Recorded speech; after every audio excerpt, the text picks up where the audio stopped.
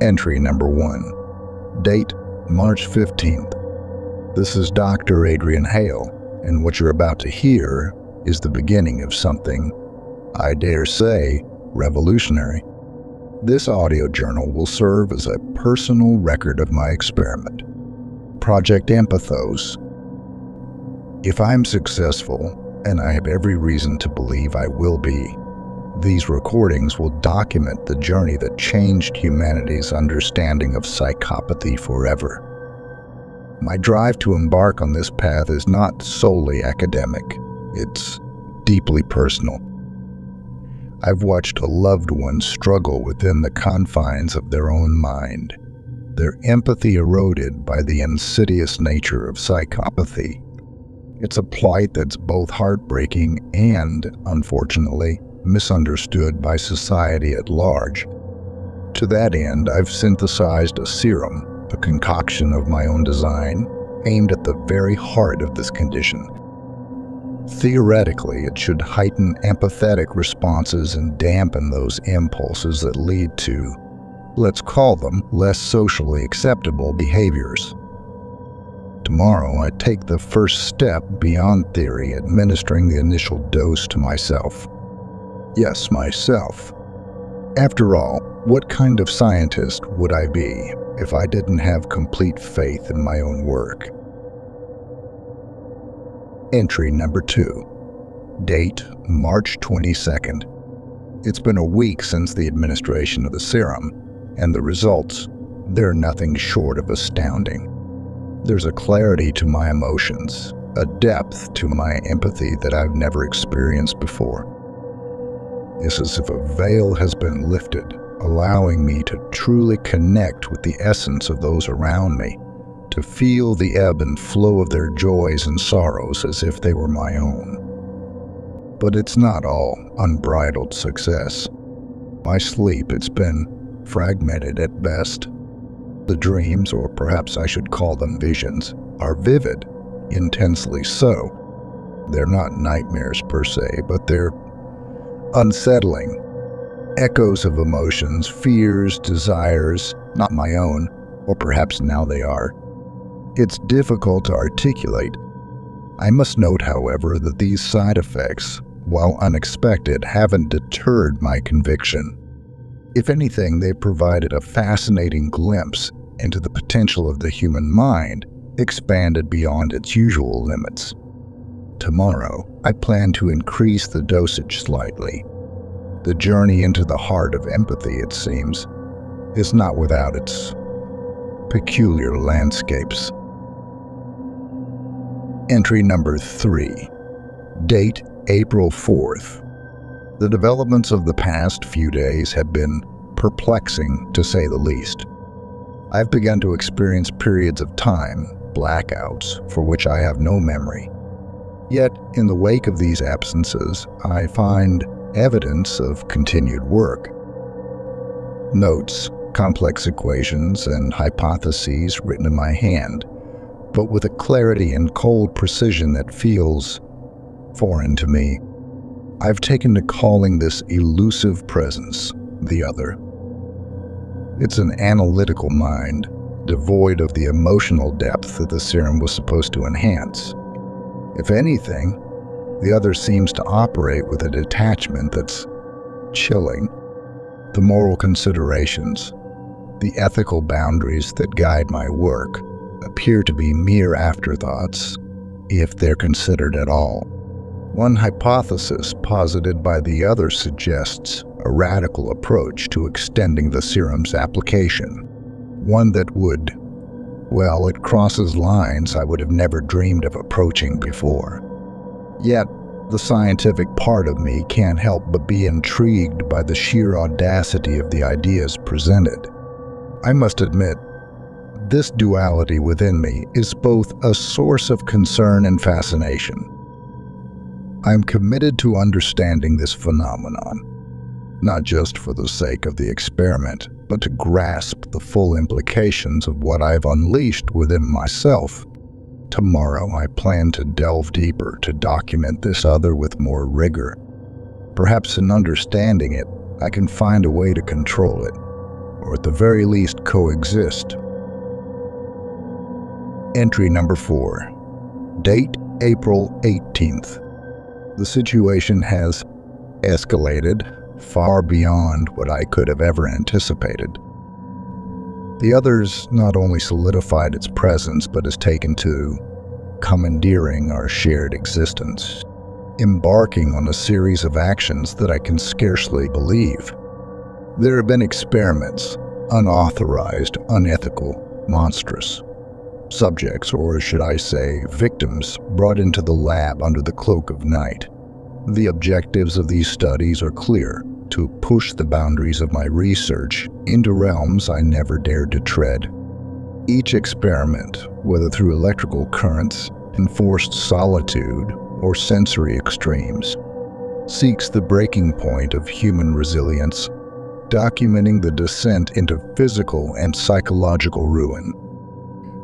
As inevitably as night turns to day, these sessions conclude with the extinguishing of life, each subject a silent testament to a greater good as rationalized by the other. And the most horrifying part, the results are groundbreaking. The guilt is overwhelming. Each moment of clarity brings with it a deluge of horror for the actions committed by the other. Yet, in the darkest recesses of my mind, there's a spark of fascination. A part of me is enthralled by the insights gleaned from these abhorrent acts. It's a perverse curiosity, one that I loathe even as I find myself drawn to it. I've begun to question who the real master of this body is. The lines between Dr. Adrian Hale and the other blur with each passing day. I fear that the serum has not just unleashed an alter ego, but it has revealed a part of me that I never knew existed, or perhaps never wanted to acknowledge. Entry number 5. Date April 26th.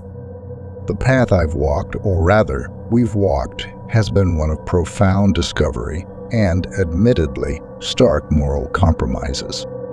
The deeds enacted by the other, though once a source of abject horror, have begun to take on a different shade in the light of scientific progress. In the grand tapestry of history, every monumental leap has been stitched with threads of ethical ambiguity. The sacrifices made, both willing and otherwise, have paved the way for advancements that benefit the many. Is it not the role of the pioneer to push these boundaries, to venture where others dare not, for the greater good? The work the other has undertaken, while extreme, has yielded insights of unparalleled depth into the human psyche. Insights that could redefine our understanding of empathy, of psychopathy, of the very essence of human nature. Can the cost truly be deemed too high if the outcome has the potential to reshape our world? I've come to view the other not as an intruder nor an aberration, but as an integral part of this journey, a partner in a dance that skirts the edges of morality, where the steps we take in the shadows may one day lead humanity into the light.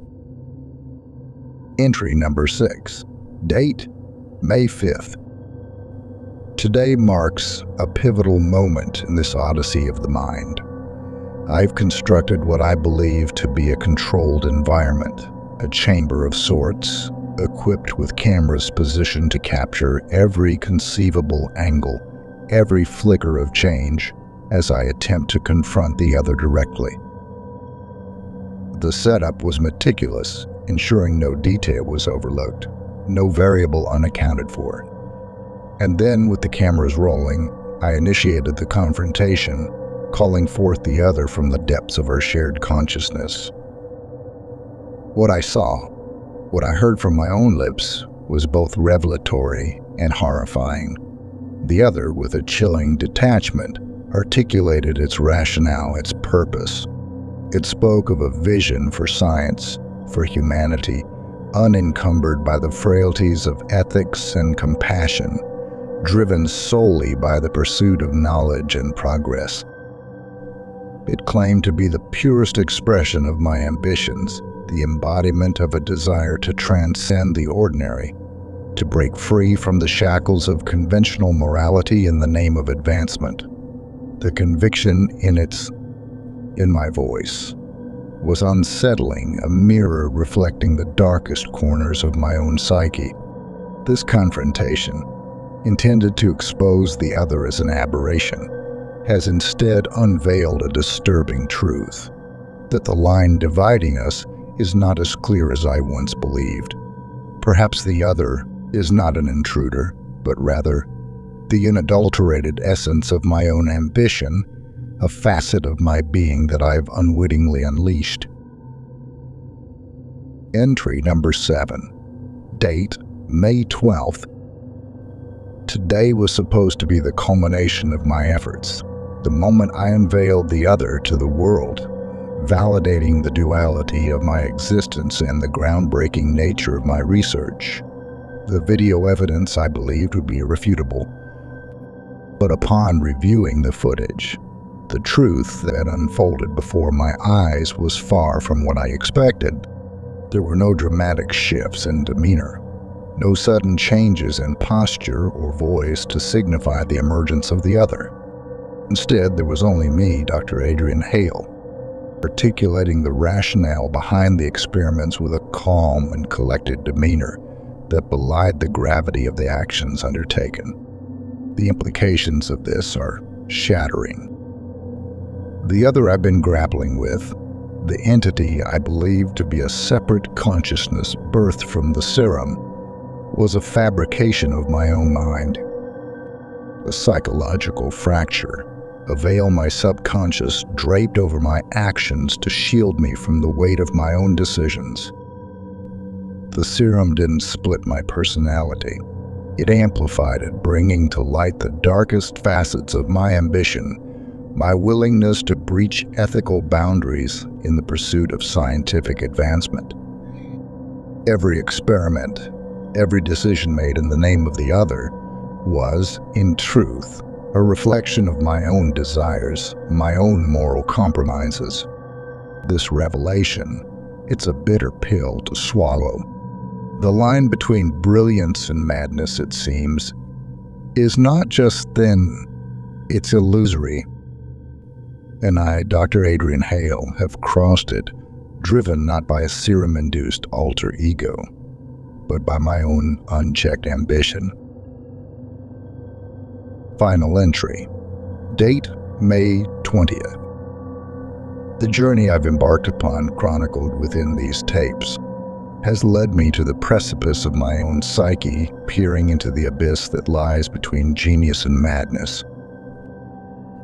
The revelations brought to light in my previous entry have necessitated a period of profound introspection.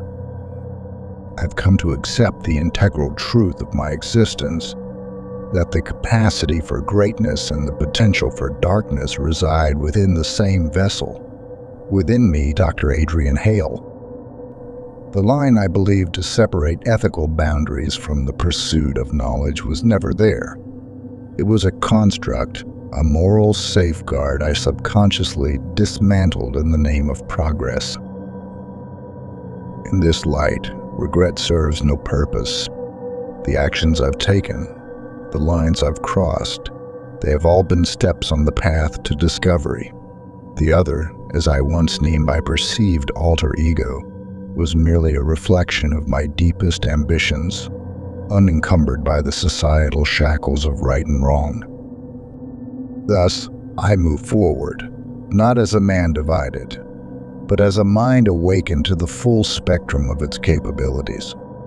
The work will continue, for the wellspring of knowledge knows no bounds, and the quest for understanding admits no barriers. Let this record stand not as a testament to a mind undone, but to a will unbound, a spirit untethered by the mundane constraints of conventional morality.